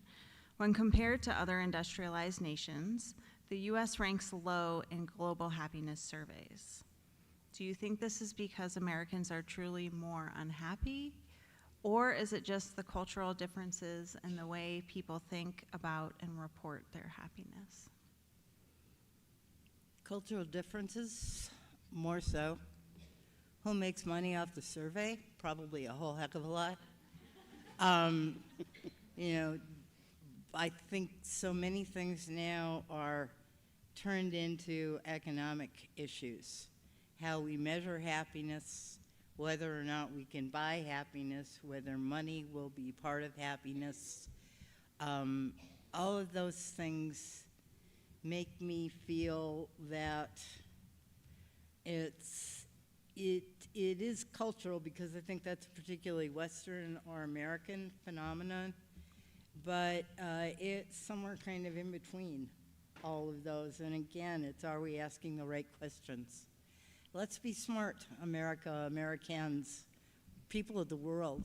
Let's start to be a little smarter about asking the questions that we really need answers for. That's my position on darn near everything. But Thank you. Alan, you have a minute to reply. It's difficult to disagree with anything that she said here. But I would say this. I agree with the fact that we're asking the wrong questions. And when you ask the same question of everybody in the world, from every culture, from every background, from every, from any sense of where they happen to be in life, either as individuals or as a nation or as a community, you're going to get a different answer. Americans seem to focus on happiness based upon their community, who they belong with, who they vote for, what color jersey they wear during a football game. That's the type of community that they aim for. They seem to have happiness based upon the stuff. But if you ask the same question of people in Japan, they're going to talk about family. They're going to talk about tradition. They're going to talk about duty. And if you ask in different countries at all, you're going to wind up with a different answer. So the question itself, I believe, to be completely invalid. All right, thank you, Alan. All right, it's your turn. Do you think Americans' happiness comes more from enjoying life in the present or from working towards something important? We are talking about two different things. Are we talking about joy? Something wonderful just happened to us, so therefore I am now happy. Something terrible just happened to us, and therefore I am now unhappy. I remember in 2006, I wound up getting a divorce from my first wife. I was crushed. It was a terrible, terrible time. I had to face my children with that reality. It broke me. the long-term function, the long-term action behind all of that was to allow me to rebuild a life. It was to allow me to begin planning happiness on my own terms. It began making it so that I could recover and become the person that I am today, and so that I could find my wife now. Just because of the fact that we're unhappy today does not mean that we are not aimed towards happiness in the future. It should never, ever be that. And if it does come to that point, then it is time to step back and reevaluate. Put yourself into 4 different walls and make a decision that could be a hard decision today. But looking back on it, when you get past that decision and recover from that decision, you'll never be happier. Thank you. Julie, you have a minute to reply. Okay, I'm going to do my usual thing. My question is, who are we looking for happiness for? I think a lot of times when I'm thinking about happiness, if I'm focusing on me, I tend to think more in the moment, right? If I find that to be what's important, how do I feel right now? Then I'm thinking right now. It's not in 2 weeks from now what's going to make me happy. If I'm thinking about young people, if I'm thinking about other people, if I'm thinking about my mother before she passed and what she needed when I was younger, then it's a whole nother thing. Then I tend to think more in terms of the future, and I think that's pretty much the way it should be, the way life is intended to work. But I think it's vastly different, and I think it's a question we need to ask ourselves more often. Thank you. And here's your next question, Julie. And No rest. friendly reminder, you may ask me to repeat the question. It's often stated that helping others increases happiness. But if a person finds community obligations oppressive or limiting or entirely too time-consuming, won't that just make them more miserable? Possibly. Ran for library board once, and somebody said, no more bake sales, right? And I said, elect somebody else. They did. But, you want a library, occasionally you're going to work for it. I think you want anything in life, you're going to work for it. I think that you can choose to some extent what you're going to work for. I think you can be supported. Sometimes people make it awful to do the things that you're supposed to do. Frankly, we make it pretty awful to vote in an election. We make it pretty awful to talk about who you want to vote for in an election. That's all onerous, I suspect, to most of us in this room to some extent. But, Pollyanna, you look for the good. You look for ways to do it. And if it is too much to ask some people to go out and do physical labor to help their community, that doesn't mean you can't find other ways. It doesn't mean you must find other ways either. Everything is on a continuum, right? There is nothing, and pardon me if I preach for a moment, binary bad. Yes or no, wrong or right. All of those things bad. Also, personal bias, brevity is the mortal enemy of clarity.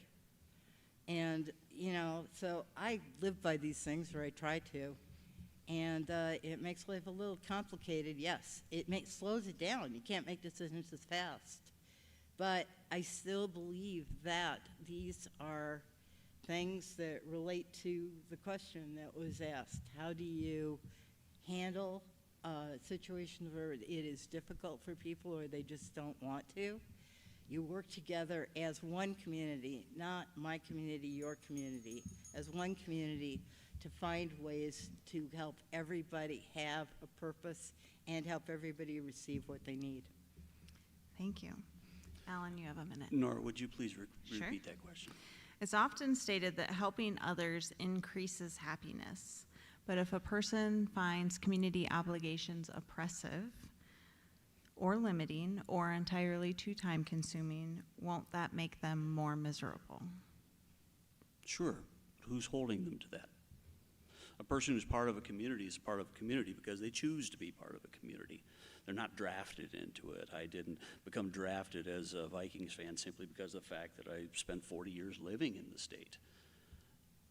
Because of the fact that you don't have to be the person that somebody else wants you to be. It becomes part of that transactional relationship or transactional happiness that we're talking about. The deal friends that you are useful to me because of what you can do for me. Instead, in a position like that, you're in a position where you need to be able to look at that other person and say, what do you want? What do you have to offer?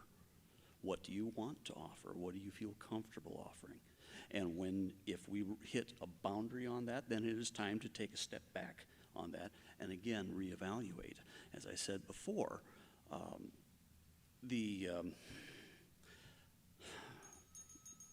we'll keep it at that. That's I was going to head off in There a we different go. direction. We don't want that.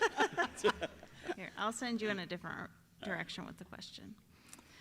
Regardless of whether or not the pursuit of happiness is making Americans unhappy, do you think it is a worthy goal?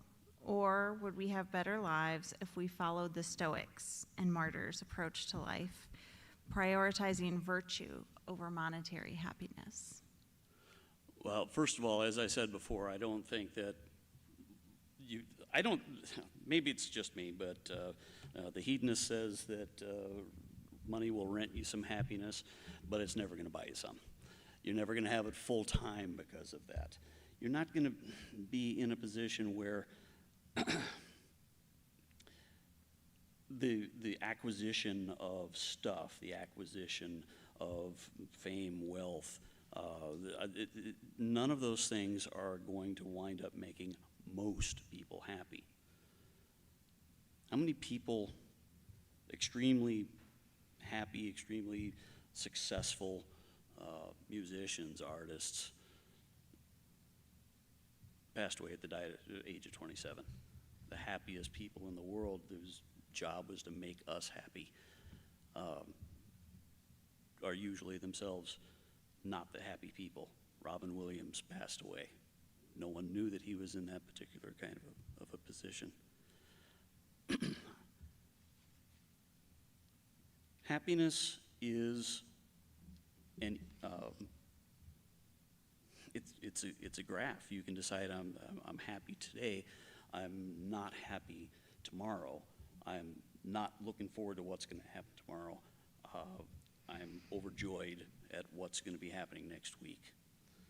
But making that step of happiness at this moment and stepping back and planning for my happiness tomorrow, and then making that's part of the path towards being happy in the long run. Then what am I going to do to make myself happy next week, next month, next year? And all of a sudden, look out, you're pursuing it because it's out there, you see it, you want it, you run with it. Thank you. Julie, you have 1 minute. The pursuit, I just want to be sure I understand the gist of it. Is the pursuit of happiness still worthwhile, right?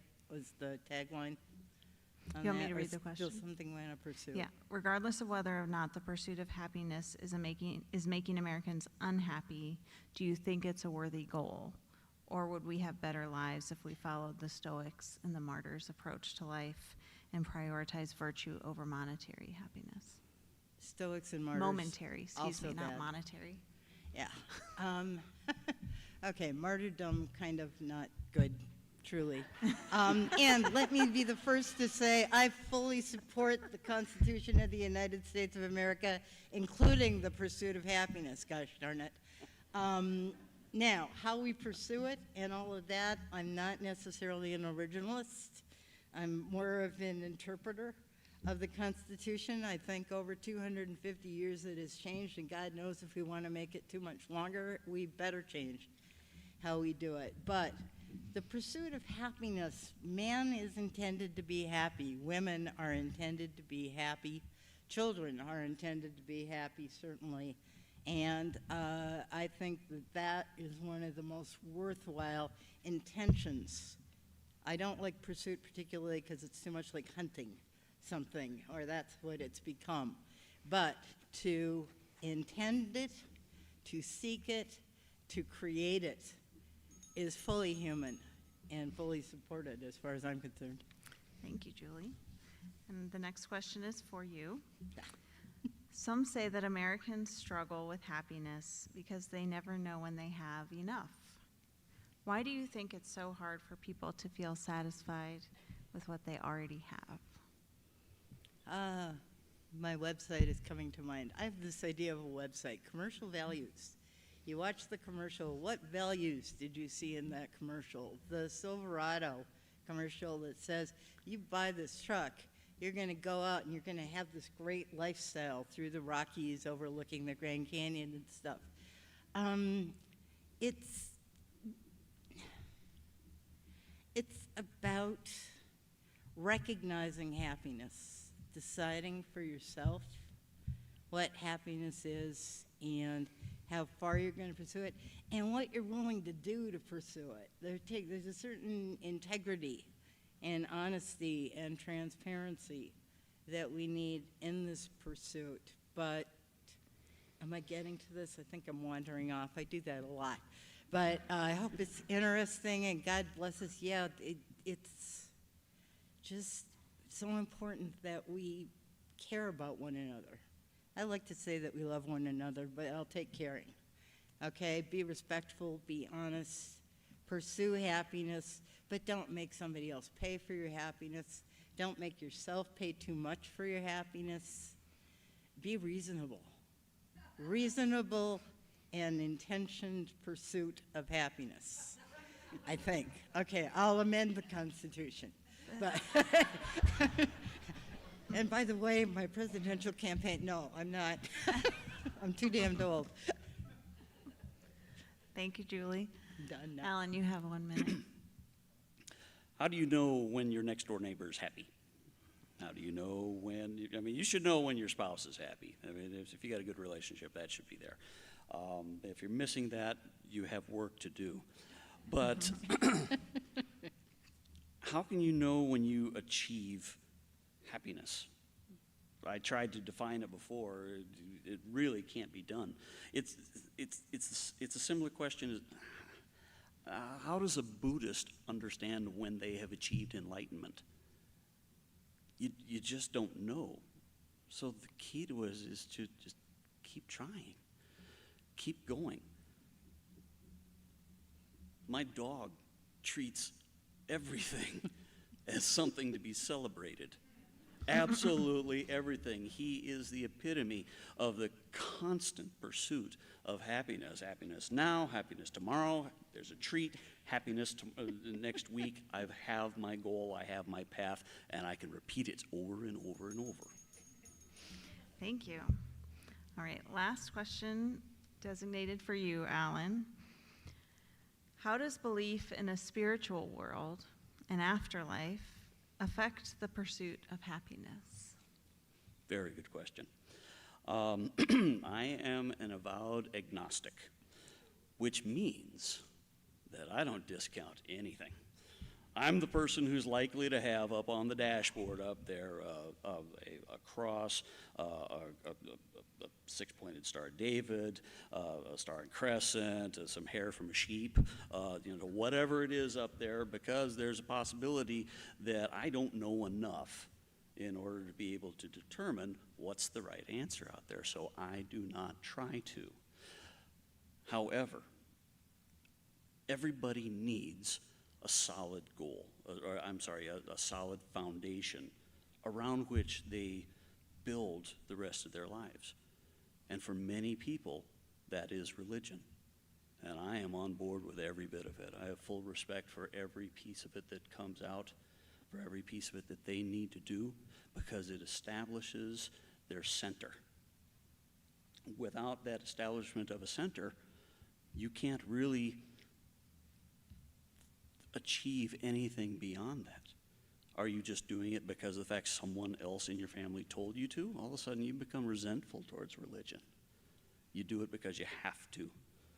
And that's no basis for a relationship with God. I spend a lot of time out there talking with myself, and I also spend a lot of time talking with whoever's listening.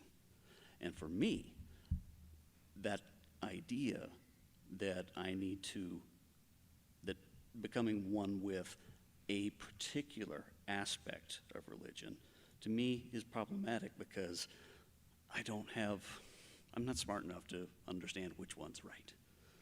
So I make sure that what I'm doing is going to be right for me, right for everybody else as much as possible, and keep it focused inside my own moral compass. Thank you. Julie, you have a minute. I'm with him, and okay, actually, Trish is with him, but thank you, Alan, for that words of wisdom.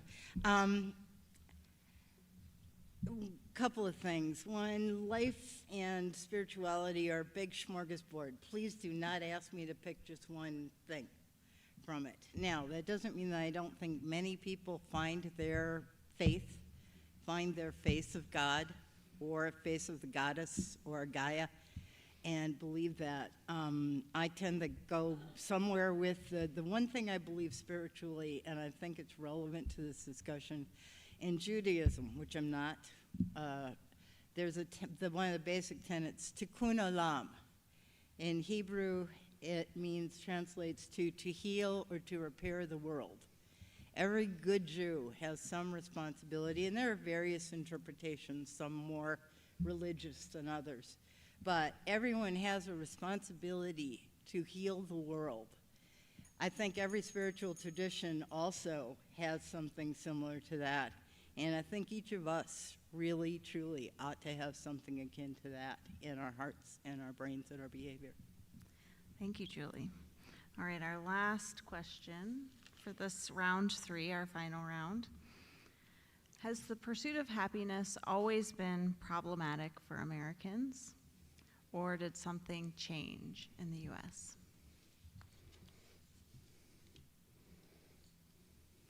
I think the pursuit of happiness has always been a little bit problematic for mankind.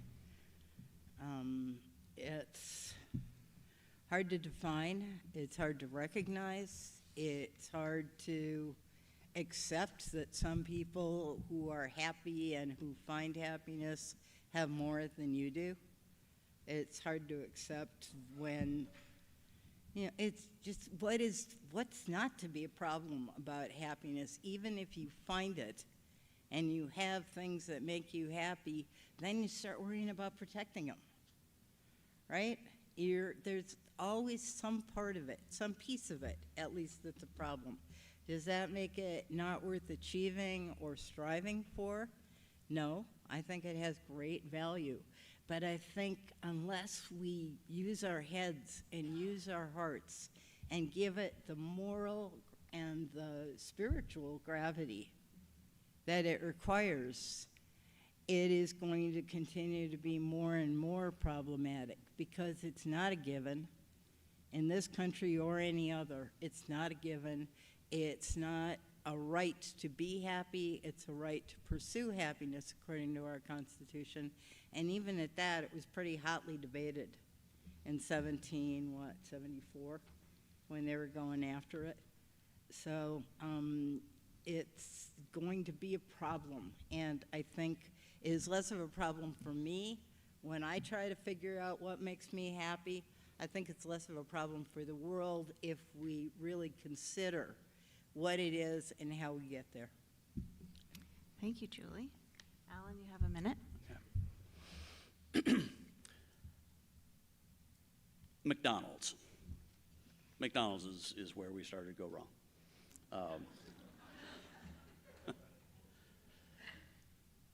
When did we hit that, and I'm not sure exactly when it was, but when did we hit the concept where instant gratification was where our lives were going to be going? And I blame McDonald's, and I do that when I sneak a order of chicken nuggets that my wife doesn't know about out on the road. Instant gratification makes it very hard to prioritize tomorrow. And as I've said before, the way to plan your happiness, to pursue your happiness, means not thinking about today nearly as much as you're going to think about tomorrow. Tomorrow as a day, tomorrow as a month, a year, tomorrow as my retirement.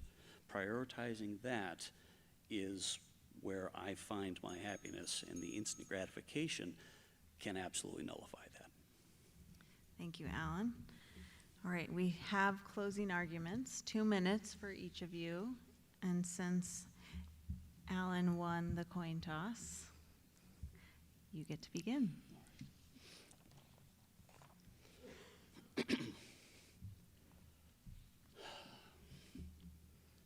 I'd like to thank my dog, who always agrees with me. My happiness is rooted in my career and my family. 15 years ago, like so many Americans, I had no motivation. I was waiting for my chance at happiness, but I was just waiting. I had to change my perspective. In this nation, there are over 1 million high school football players, but only 81,000 college players and less than 1,700 in the NFL. But we don't tell kids to not bother, to stop trying. The pursuit teaches, motivates, encourages.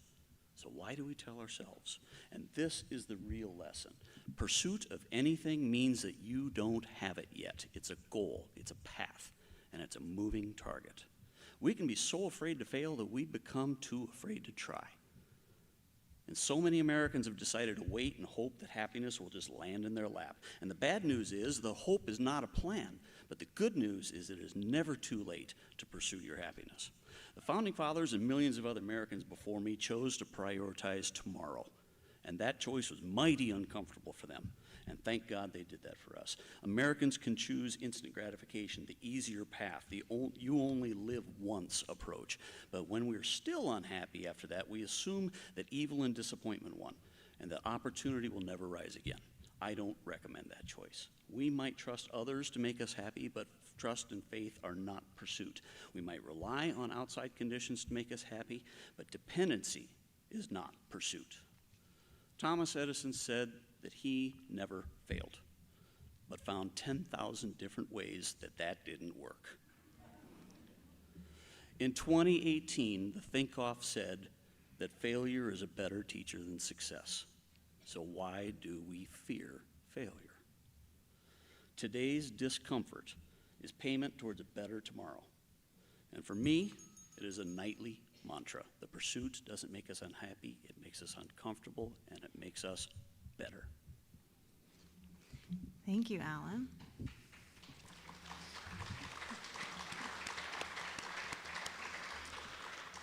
Julie, you have 2 minutes. Closing argument. I don't know that I'm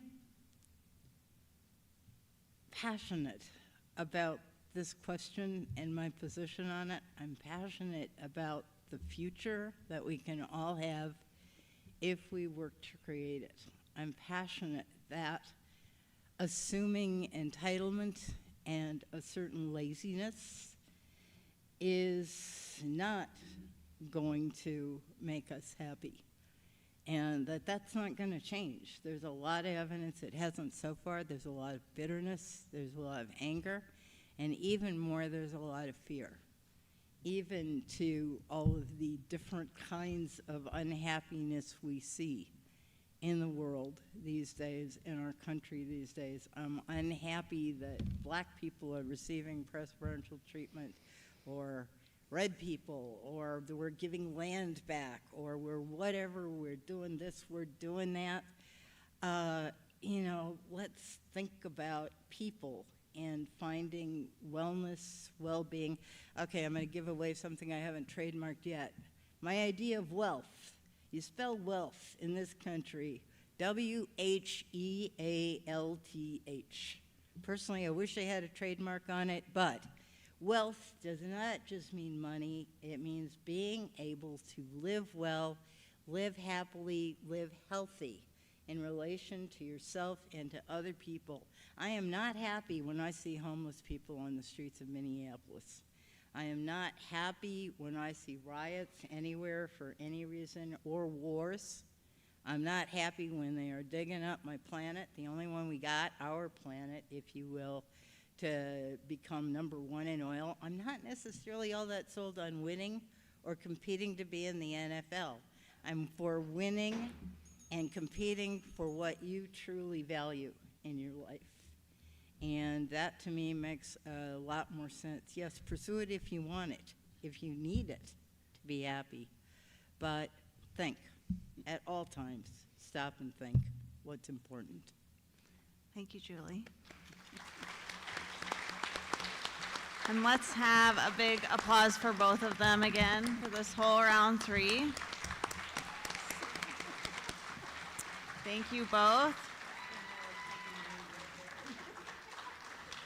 And now it's time to vote. So your final ballot in your program asks you to choose between the 2 positions. So the pursuit of happiness, whether the pursuit of happiness has made Americans happy, that's a vote for Julie. The pursuit of happiness has not made Americans unhappy is a vote for Alan. Again, Julie is affirmative on the statement, and Alan says it has not made Americans unhappy. So split your ticket, hand it to the folks collecting, and they're going to count while we're here. So we have a couple minutes, but take your time making your choice. It should be tucked in, and you can pull it out. It's folded in half. There's a dotted line.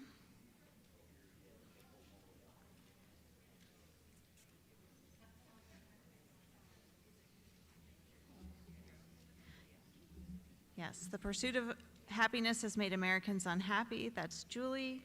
And again, you're looking for the debater with the strongest argument. Alan's position was that the pursuit of happiness has not made Americans unhappy. Does everyone have a ballot that needs one? If you don't have a ballot, let us know. And there's the baskets going around.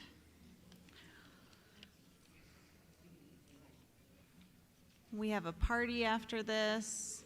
We have awards after this, but we have to get all our votes turned in and let our people count the votes. So get your votes in.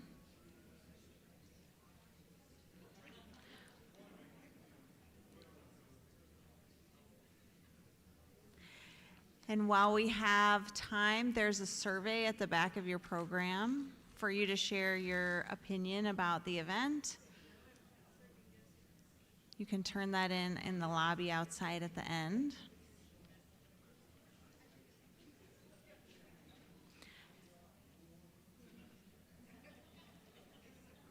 I tried to think of a funny story in preparation for this gap time while they're counting ballots. And all I could think of is every night my kid asked me to tell a story and to make one up, and I try to tell her, it's kind of hard to make up a story. And she says, just open your mouth and let words come out. I won't just do that for you guys.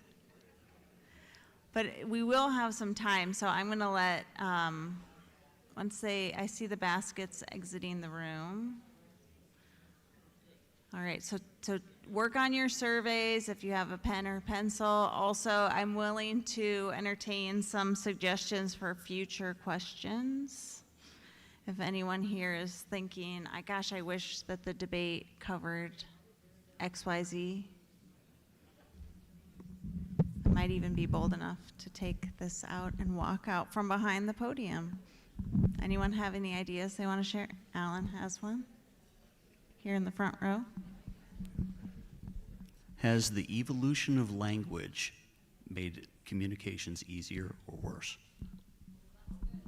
Interesting. Has the evolution of language made communication easier or harder? Okay. Any other ideas here? Big questions? There we go.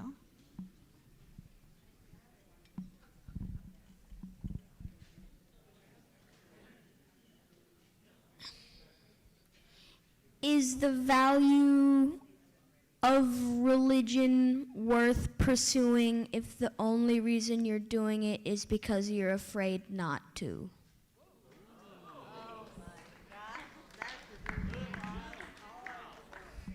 That's a big one. These are all big ones. Anyone else? Any big thinkers out there? I have one. Can you come up here? I'm not going to jump off the stage. I don't have the shoes for it.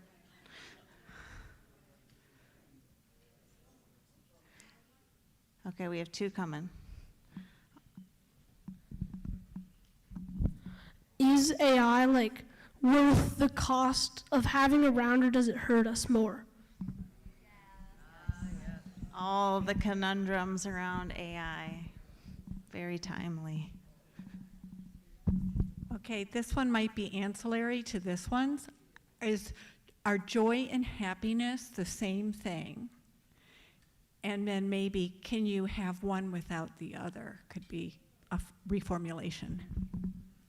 Are joy and happiness the same thing? I like that.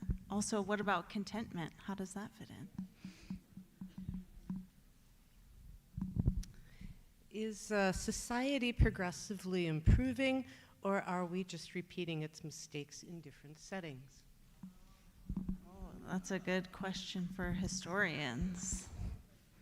That's a great question. Anyone else?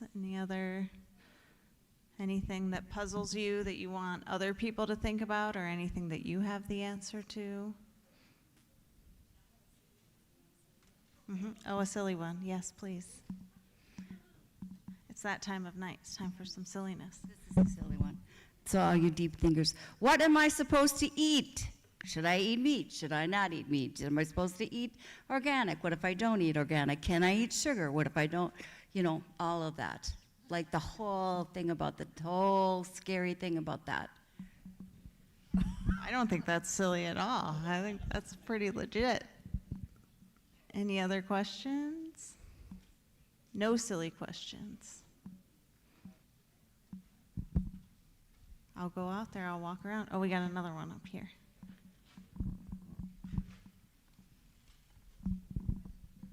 Should we fear death?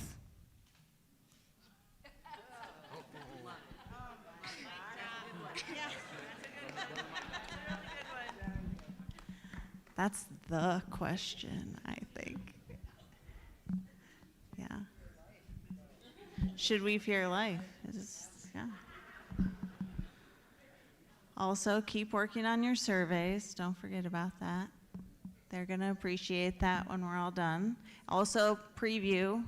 So I'm going to remind you again about it later.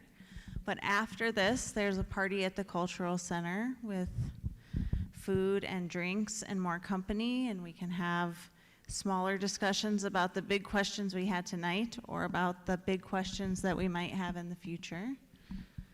Any other big question? Paper or plastic? That's a good one. I like that. Or bring your own, yeah. Or some new invention like bags made out of algae. Is a hot dog a sandwich? Is cereal soup? I like where we're going here. This is philosophy. Alan asks if they open the bar early. Oh, we have one here.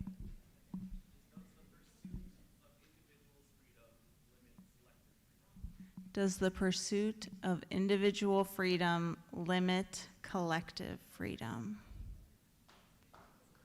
Oh, juicy. Yeah. Any other questions? No dumb questions? No silly questions? would it make sense to have a ballot issue, preferably nationally or internationally, that we should be capitalized in the same way I is capitalized, to emphasize the importance of community in our statement of position and our use of pronouns? Yeah. She capitalizes we, she said. I think you could take that up with the AP style book people. Oh, what about, should we have 2 spaces after a period? I would say no. As an editor, thank God for find and replace. Anyone else? Okay, can you can shout it or you can come up here.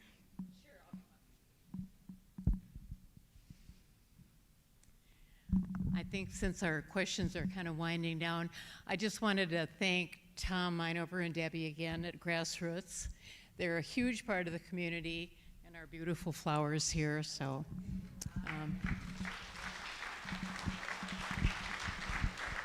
Yes, they are gorgeous. Anyone else? Any gardening questions? You can shout it or you can come up here.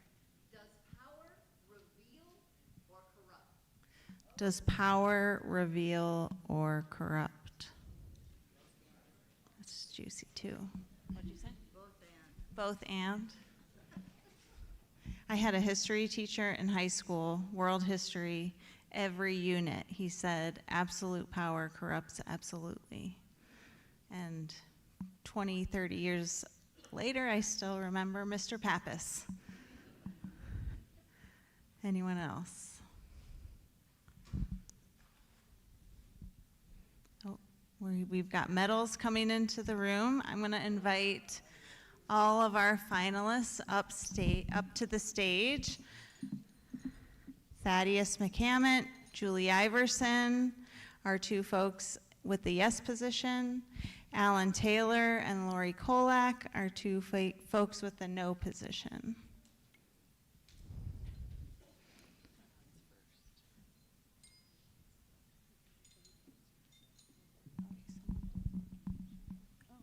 Someone to do the Grassroots? Double thank you to Grassroots for the flowers. They are lovely. Yes, yes. Yeah, let's go up front. We're not on the, we're not limited by the podiums and the cords. We can come up here now. All right. Yes, yeah, let's have a big round of applause for all of our finalists. And I'm going to take the privilege of the mic and say that being here has made me happy. I hope it's been done the same for all of you. All right, so I'm going to announce our bronze no, right? Did you want me to do any, both of the bronze? All right, okay, yes, yes, yes. So Thaddeus, thank you so much. Our first bronze. And Lori.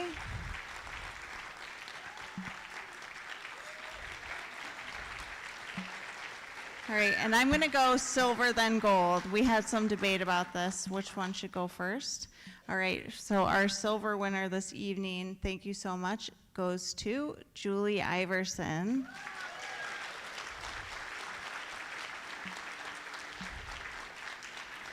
And that means that Alan Taylor is our gold medal winner. The America's Greatest Thinker for 2026. Congratulations, Alan.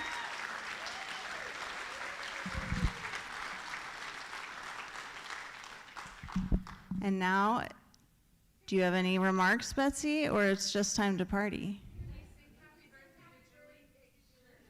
Shall we sing happy birthday to Julie? All right. Thank you.